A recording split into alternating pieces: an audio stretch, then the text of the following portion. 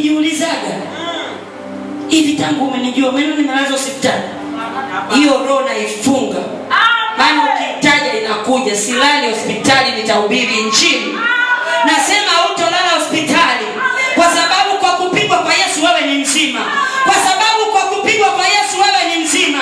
Magonjwa hayana nguvu kwako. Mapepo na majini hayana nguvu kwako.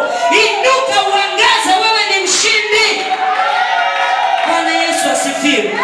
Biblia inasema mtu akiwa ndani ya Kristo ya kale yamepita. Shetani anakuambia wewe uliua, wewe uliloga, wewe ulikula viapo. Aliyekula viapo alikufa siku ulipookoka.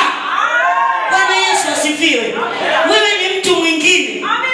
Unajiona mimi ni dhaifu. Nakwambia wewe ni mtu mwingine. Yesu akamwambia mimi ni nuru. Yesu yuko ndani yetu. Mashetani hawana nguvu juu yetu. Magonjwa hayana nguvu juu yetu. Likiri jina la Yesu mara nyingi. Luka 24 mstari wa 36, hebu tusome.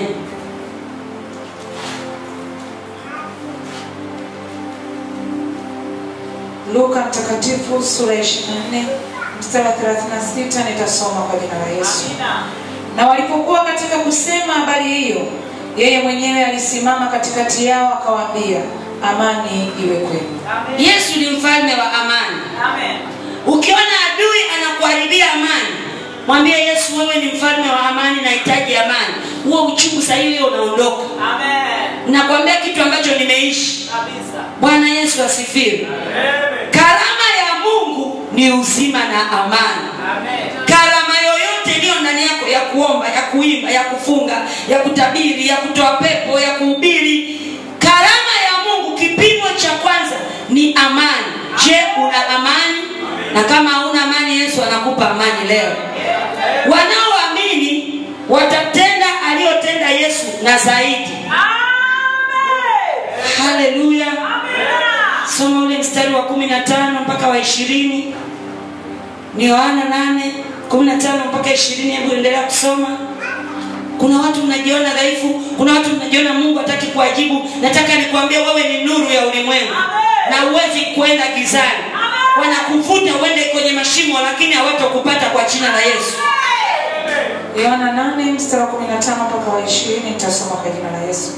Ninyi mwahukumu kwa kufuata mambo ya mwili. Mimi simhukumu mtu. Nami nijapohukumu, hukumu yangu ni kweli, kwa kuwa mimi si peke yangu, bali ni mimi na yeye alinipeleka. Tena katika Torati yenu imeandikwa kwamba ushuhuda wa watu wawili ni kweli. Mimi ndimi ninajishuhudia mwenyewe, naye Baba aliyenipeleka ananishuhudia. Basi wakamwambia, yuko wapi baba yako? Yesu akajibu, mimi hamnijui, wala baba yangu hamumjui. Kama mngalinijua mimi, mngalimjua na baba yangu. Maneno hayo aliyasema alipokuwa akifundisha hekaluni katika chumba cha hazina, wala hakuna mtu aliyemkamata kwa sababu saa yake ilikuwa haijaja. Hakuna mtu aliyemkamata.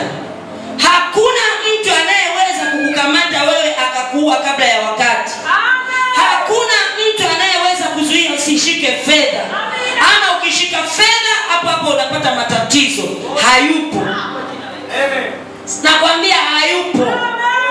Nakwambia hayupo, na kama alikuwepo kwenye ibada hii hatoweza tena. Nasema hatoweza tena. Kuharibu uchumi wako hatoweza. Kuharibu karama na vipawa alivyoweka Yesu hatoweza. Kumrudisha kwenye umasikini na uzinzi hatoweza. Haleluya.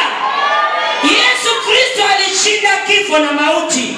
Yesu Kristo alimnyang'anya shetani funguo za kuzimu na mauti.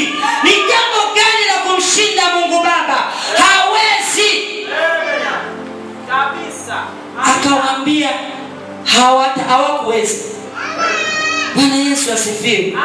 Hawakuweza. Alafu wewe unataka watu wakujue. Yesu aliwaambia kama mngelinijua mimi, mngelimjua Baba. Kuna watu hawakujui kwa sababu